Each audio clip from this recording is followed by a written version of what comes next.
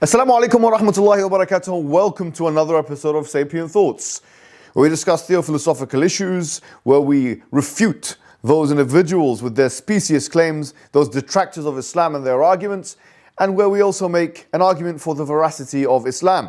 Today, inshallah, we're going to be talking about a contention, a misconception, a misnomer, something which you'll find in some of the anti-Islamic websites or in anti-Muslim or anti-Islamic apologetics. The claim that, look, your religion, they say, is a religion which says that you have to go and drink the urine of camels and the milk and urine of camels. What kind of medieval practice is this?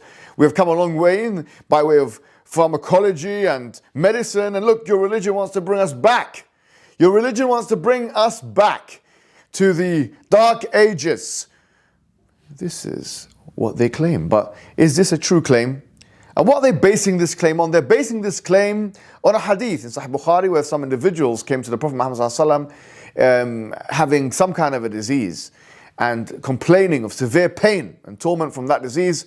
And they came to him and he advised them to go and drink the urine of the camel and drink the milk of the camel. Now, one might argue that this is completely, unscientific.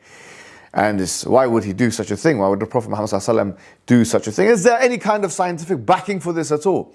Well, first and foremost, we need to understand that this hadith is not am, it's khas. It's not general, but specific. It was specific to those people in that time, in that place. I mean, if the Prophet Muhammad was in this time, in the 21st century, I'm pretty certain that he would have referred those individuals to the hospitals or to the pharmacies. But you have to remember that this was situation specific.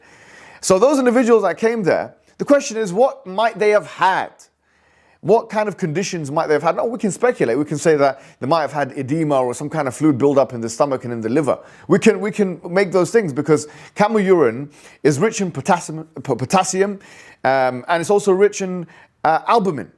And quite frankly, urine is something which we find in some medication. I mean, Premarin is a medication which takes in as part of its one of the components of this medication is the urine of mare, pregnant mare urine. So this is not a foreign concept of using urine for medication, even today in the 21st century.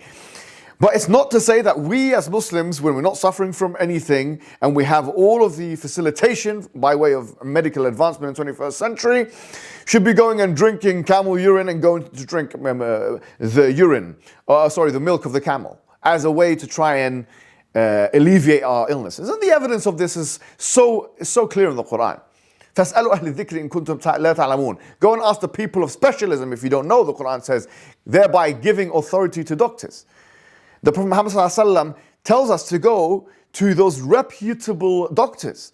And he even says, those مَنْ تَطَبَّبَ وَلَمْ يَكُنْ بِالطِّبِّ مَعْرُوفًا. And whoever tries to be a doctor and is not someone who is known in medicine or as a practitioner of medicine and he harms somebody or kills someone, then he will be punished for so doing.